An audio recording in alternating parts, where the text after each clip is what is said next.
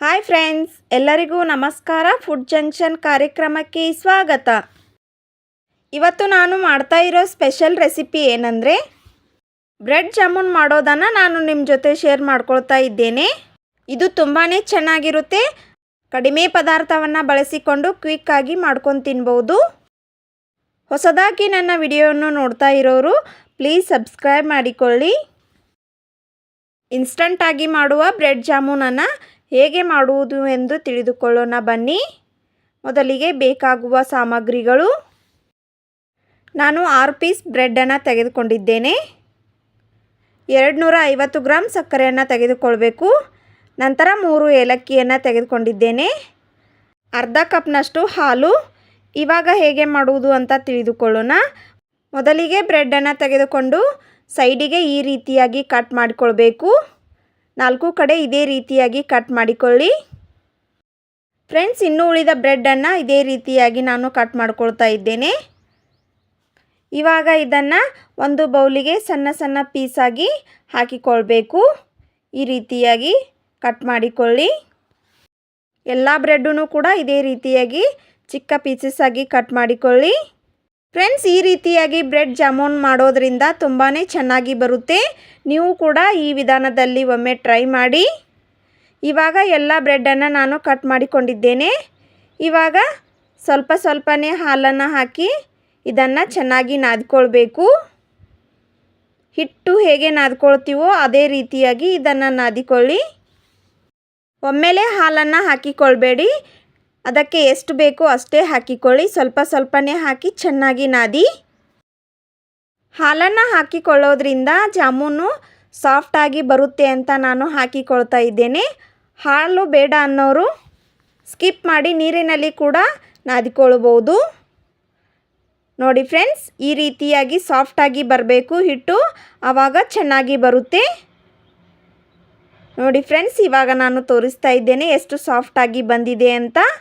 ಇದನ್ನು ನಾನು ಒಂದು ಕಡೆ ಸಕ್ಕರೆ ಪಾಕನ್ನು ಮಾಡಿಕೊಳ್ಳುವವರೆಗೂ ಇದನ್ನು ನೆನೆಯಲಿಕ್ಕೆ ಬಿಡ್ತಾ ಇದ್ದೇನೆ. ಇವಾಗ ನಾನು ಗ್ಯಾಸ್ ಆನ್ ಮಾಡಿಕೊಂಡು ಒಂದು ಪಾತ್ರೆಗೆ 250 ಗ್ರಾಂ ಸಕ್ಕರೆಯನ್ನು ಹಾಕಿಕೊಳ್ತಾ ಇದ್ದೇನೆ. ನಂತರ ಅರ್ಧ ಗ್ಲಾಸ್ನಷ್ಟು ನೀರನ್ನು ಹಾಕಿಕೊಳ್ಬೇಕು. ಇದನ್ನು ಚೆನ್ನಾಗಿ ಕುದಿಸ್ಕೊಳ್ಬೇಕು. ಫ್ರೆಂಡ್ಸ್, ಸಕ್ಕರೆ ನೀರಿನಲ್ಲಿ ಚೆನ್ನಾಗಿ ಕರಗಿ ಪಾಕ ರೆಡಿ ಆಗಬೇಕು. ಇದನ್ನು ಅಲ್ಲಿವರೆಗೆ ಕುದಿಸ್ಕೊಳ್ಬೇಕು. ನೋಡಿ ಫ್ರೆಂಡ್ಸ್, ಸ್ಪೂನ್ನ ಸಹಾಯದಿಂದ ಈ ರೀತಿಯಾಗಿ ತಿರುಗಿಸ್ತಾ ಇರಿ. ನೋಡಿ, ಇವಾಗ ಸಕ್ಕರೆ ಕರಗ್ತಾ ಇದೆ. ಹೀಗೆ ಕರಗಿ ಕುದಿ ಬರಬೇಕು. ಆವಾಗ ಚೆನ್ನಾಗಿ ಪಾಕ ಬರುತ್ತೆ. ಹೀಗೆ ಇದನ್ನು ಒಂದು 3 ನಿಮಿಷದವರೆಗೆ ಚೆನ್ನಾಗಿ ಕುದಿಸ್ಕೊಳ್ಬೇಕು. ನೋಡಿ, ಇವಾಗ ಎಲ್ಲ ಸಕ್ಕರೆ ಕರಗಿ ಕುದಿತಾ ಇದೆ. ಫ್ರೆಂಡ್ಸ್, ಈ ಸಕ್ಕರೆ ಪಾಕನ ಜಾಸ್ತಿ ಏರ್ ಪಾಕ್ನಲ್ಲಿ ಮಾಡ್ಕೊಳ್ಬಾರ್ದು. ಸ್ವಲ್ಪ ತಿಳುವಾಗೇ ಇರಬೇಕು. ಆವಾಗ ಜಾಮೂನು ತುಂಬಾ ಚೆನ್ನಾಗಿ ಬರುತ್ತೆ. ಹೀಗೆ ಸಕ್ಕರೆ ಕರಗಿದ ಮೇಲೆ 2 ನಿಮಿಷದವರೆಗೆ ಇದನ್ನು ಕುದಿಸ್ಕೊಳ್ಬೇಕು. ಆವಾಗ ಇದು ಗಟ್ಟಿ ಆಗ್ತಾ ಬರುತ್ತೆ. ಕಲರು ಕೂಡ ಚೇಂಜ್ ಆಗುತ್ತೆ. ನೋಡಿ ಫ್ರೆಂಡ್ಸ್, ಇವಾಗ ಕಲರ್ ಚೇಂಜ್ ಆಗ್ತಾ ಇದೆ. ನೋಡಿ, ಈ ರೀತಿಯಾಗಿ ಬಂದರೆ ಸಾಕು, ಪಾಕ ರೆಡಿ ಆಗಿದೆ ಅಂತ ಅರ್ಥ. ಇವಾಗ ನಾನು ಏಲಕ್ಕಿ ಪೌಡರನ್ನು ಹಾಕಿಕೊಳ್ತಾ ಇದ್ದೇನೆ. ಈಗ ಗ್ಯಾಸನ್ನು ಆಫ್ ಮಾಡಿಕೊಳ್ಳಿ. ನೋಡಿ ಫ್ರೆಂಡ್ಸ್, ಇವಾಗ ಇದು ಹಿಟ್ಟು ಚೆನ್ನಾಗಿ ಸಾಫ್ಟಾಗಿ ಬಂದಿದೆ. ಇದನ್ನು ಚಿಕ್ಕ ಚಿಕ್ಕ ಪೀಸಸ್ ಆಗಿ ಕಟ್ ಮಾಡಿಕೊಳ್ಬೇಕು. ನಮಗೆ ಜಾಮೂನು ಯಾವ ಸೈಜ್ನಲ್ಲಿ ಬೇಕು ಆ ಸೈಜ್ನಲ್ಲಿ ಹಿಟ್ಟನ್ನು ಕಟ್ ಮಾಡಿಕೊಳ್ಳಿ. ಇವಾಗ ನಾನು ಒಂದೊಂದು ಉಳ್ಳೆಗಳನ್ನು ತೆಗೆದುಕೊಂಡು ಈ ರೀತಿಯಾಗಿ ರೌಂಡ್ ಶೇಪ್ನಲ್ಲಿ ಮಾಡ್ಕೊಳ್ಬೇಕು. ನೋಡಿ ಫ್ರೆಂಡ್ಸ್, ಈ ರೀತಿಯಾಗಿ ರೌಂಡ್ ಶೇಪ್ನಲ್ಲಿ ಬರಬೇಕು. ಎಲ್ಲವನ್ನು ಕೂಡ ಇದೇ ರೀತಿಯಾಗಿ ಮಾಡಿಕೊಳ್ಳಿ. ಹಿಟ್ಟು ತುಂಬಾ ಸಾಫ್ಟಾಗಿ ಬಂದಿದೆ. ಎಷ್ಟು ಚೆನ್ನಾಗಿ ರೌಂಡ್ ಶೇಪ್ನಲ್ಲಿ ಬರ್ತಾ ಇದೆ. ಫ್ರೆಂಡ್ಸ್, ನಾವು ಹೊರಗಡೆ ಹೋಗಿ ಜಾಮೂನು ಪ್ಯಾಕೆಟ್ ತಂದು ಮನೆಯಲ್ಲೇ ಜಾಮೂನನ್ನು ರೆಡಿ ಮಾಡ್ಕೊಳ್ತೀವಲ್ವ, ಅದೇ ರೀತಿಯಾಗಿ ಕೂಡ ಇವು ಬರುತ್ತವೆ. ಹಾಗೆ ನಾವು ಕಡಿಮೆ ಪದಾರ್ಥವನ್ನು ಬಳಸಿಕೊಂಡು ಕಡಿಮೆ ಸಮಯದಲ್ಲಿ ಇದನ್ನು ಮಾಡ್ಕೊಂಡು ತಿನ್ಬೋದು. ನೋಡಿ ಫ್ರೆಂಡ್ಸ್, ಇವಾಗ ನಾನು ಎಲ್ಲವನ್ನು ಕೂಡ ಇದೇ ರೀತಿಯಾಗಿ ಮಾಡ್ಕೊಳ್ತಾ ಇದ್ದೇನೆ. ಫ್ರೆಂಡ್ಸ್, ಯಾರಿಗೆಲ್ಲ ಜಾಮೂನು ಇಷ್ಟ ಅಂತ ಪ್ಲೀಸ್ ಕಮೆಂಟ್ ಮಾಡಿ. ಇವಾಗ ನಾನು ಹೇಳ್ತಾ ಇರೋ ವಿಧಾನದಲ್ಲಿ ಒಮ್ಮೆ ನೀವು ಟ್ರೈ ಮಾಡಿ ನೋಡಿ, ಹೇಗೆ ಬಂತು ಅಂತ ಕಮೆಂಟ್ ಮಾಡಿ. ಇವಾಗ ನಾನು ಕಾದ ಎಣ್ಣೆಗೆ ಒಂದೊಂದೇ ಜಾಮೂನನ್ನು ಹಾಕಿಕೊಳ್ಬೇಕು. ಇದನ್ನು ಕಡಿಮೆ ಉರಿನಲ್ಲಿ ಚೆನ್ನಾಗಿ ಫ್ರೈ ಮಾಡಿಕೊಳ್ಬೇಕು. ಹೀಗೆ ಒಂದೊಂದಾಗೆ ಎಲ್ಲವನ್ನು ಕೂಡ ಹಾಕಿಕೊಳ್ತಾ ಇದ್ದೇನೆ. ಫ್ರೆಂಡ್ಸ್, ಇದನ್ನು ಕಡಿಮೆ ಉರಿ ಇಟ್ಟು ಕರಿದುಕೊಳ್ಬೇಕು. ಇಲ್ಲ ಅಂದರೆ ಹೈ ಫ್ಲೇಮ್ನಲ್ಲಿ ಇಟ್ಟು ಕರಿಯೋದ್ರಿಂದ ಮೇಲೆ ಕಪ್ಪಗಾಗಿರುತ್ತೆ, ಒಳಗೆ ಹಸಿ ಹಾಗೆ ಉಳಿದುಕೊಂಡಿರುತ್ತೆ. ಅದಕ್ಕೆ ನಾನು ಕಡಿಮೆ ಉರಿಯಲ್ಲಿ ಇದನ್ನು ಕರಿದುಕೊಳ್ತಾ ಇದ್ದೇನೆ. ನೋಡಿ ಫ್ರೆಂಡ್ಸ್, ಇವಾಗ ಕಲರ್ ಚೇಂಜ್ ಆಗ್ತಾ ಇದೆ. ಇದೇ ರೀತಿಯಾಗಿ ಸ್ವಲ್ಪ ತಿರುಗಿಸ್ತಾ ಇರಿ. ನೋಡಿ ಫ್ರೆಂಡ್ಸ್, ಇವಾಗ ಎಷ್ಟು ಚೆನ್ನಾಗಿ ಕಲರ್ ಚೇಂಜ್ ಆಗ್ತಾ ಇದೆ.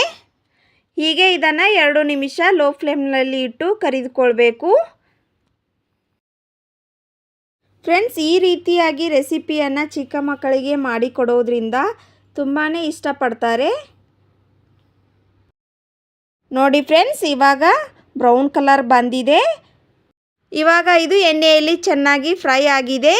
ಇದನ್ನು ಗ್ಯಾಸ್ ಆಫ್ ಮಾಡಿ ಒಂದು ಪ್ಲೇಟಿಗೆ ಹಾಕಿಕೊಳ್ತಾ ಇದ್ದೇನೆ. ನೋಡಿ ಫ್ರೆಂಡ್ಸ್, ಎಷ್ಟೊಂದು ಕಲರ್ಫುಲ್ಲಾಗಿ ಬಂದಿದೆ ಅಂತ. ನೋಡಿದ್ರಲ್ಲ ಫ್ರೆಂಡ್ಸ್, ಕಡಿಮೆ ಸಮಯದಲ್ಲಿ ಮನೆಯಲ್ಲೇ ಈಸಿಯಾಗಿ ಜಾಮೂನು ಮಾಡೋ ವಿಧಾನ. ಇವಾಗ ನಾನು ಇದನ್ನು ಆಗಲೇ ಮಾಡಿಟ್ಕೊಂಡಿರುವ ಪಾಕಿಗೆ ಹಾಕಿಕೊಳ್ತಾ ಇದ್ದೇನೆ. ಇವಾಗ ಒಂದು ಸ್ಪೂನ ಸಹಾಯದಿಂದ ಈ ರೀತಿಯಾಗಿ ತಿರುಗಿಸ್ತಾ ಇರಿ. ಫ್ರೆಂಡ್ಸ್, ಜಾಮೂನನ್ನು ಬಿಸಿಯಾದ ಸಕ್ಕರೆ ಪಾಕಿಗೆ ಹಾಕಿಕೊಳ್ಬೇಕು. ಆವಾಗ ಜಾಮೂನು ಸಕ್ಕರೆಯನ್ನು ಚೆನ್ನಾಗಿ ಹೀರಿಬಿಡುತ್ತೆ. ಜಾಮೂನು ಕೂಡ ತುಂಬಾ ಸೂಪರಾಗಿ ಬರುತ್ತೆ. ಇವಾಗ ನಾನು ಇದನ್ನು 10 ನಿಮಿಷ ಪಾಕ ಹೀರಲು ಬಿಡ್ತಾ ಇದ್ದೇನೆ. ನಂತರ ಇದನ್ನು ಒಂದು ಬೌಲಿಗೆ ಹಾಕಿ ಸರ್ವ್ ಮಾಡ್ಕೊಳ್ತಾ ಇದ್ದೇನೆ. ನೋಡಿ ಫ್ರೆಂಡ್ಸ್, ಜಾಮೂನು ಹೇಗೆ ಬಂದಿದೆ ಅಂತ. ನೋಡಿದ್ರಲ್ಲ ಫ್ರೆಂಡ್ಸ್, ಬ್ರೆಡ್ ಜಾಮೂನು ಮಾಡೋದು ಎಷ್ಟು ಸುಲಭ ಅಂತ. ಖಂಡಿತ ನೀವು ಕೂಡ ನಾ ಹೇಳಿರೋ ವಿಧಾನದಲ್ಲಿ ಒಮ್ಮೆ ಟ್ರೈ ಮಾಡಿ ನೋಡಿ. ತುಂಬಾ ಸೂಪರಾಗಿ ಬರುತ್ತೆ. ಫ್ರೆಂಡ್ಸ್, ಇವಾಗ ನಾನು ಒಂದು ಜಾಮೂನನ್ನು ತೆಗೆದುಕೊಂಡು ಕಟ್ ಮಾಡಿ ತೋರಿಸ್ತಾ ಇದ್ದೇನೆ. ನೋಡಿ ಇವಾಗ ಎಷ್ಟೊಂದು ಸಾಫ್ಟಾಗಿ ಬಂದಿದೆ. ಕಲರು ಕೂಡ ಎಷ್ಟು ಸೂಪರಾಗಿ ಬಂದಿದೆ. ಫ್ರೆಂಡ್ಸ್, ನಾ ಮಾಡಿರೋ ಈ ರೆಸಿಪಿ ಯಾವುದೇ ಒಂದು ಕಾರಣಕ್ಕಾದರೂ ಇಷ್ಟ ಆಗಿದ್ದರೆ ಪ್ಲೀಸ್ ಲೈಕ್ ಮಾಡಿ, ಶೇರ್ ಮಾಡಿ. ಇನ್ನಷ್ಟು ಈಸಿ ರೆಸಿಪಿಗಾಗಿ ನನ್ನ ಚಾನಲನ್ನು ಸಬ್ಸ್ಕ್ರೈಬ್ ಮಾಡಿಕೊಳ್ಳಿ. ಫ್ರೆಂಡ್ಸ್, ನಾ ಮಾಡಿರೋ ರೆಸಿಪಿ ನಿಮಗೆ ಇದು ಇಷ್ಟ ಆಗುತ್ತೆ ಅಂತ ಅನ್ಕೋತೀನಿ. ಮುಂದಿನ ಇಂಟ್ರೆಸ್ಟಿಂಗ್ ರೆಸಿಪಿಯೊಂದಿಗೆ ಮತ್ತೆ ಸಿಗ್ತೀನಿ. Keep watching. Thank you.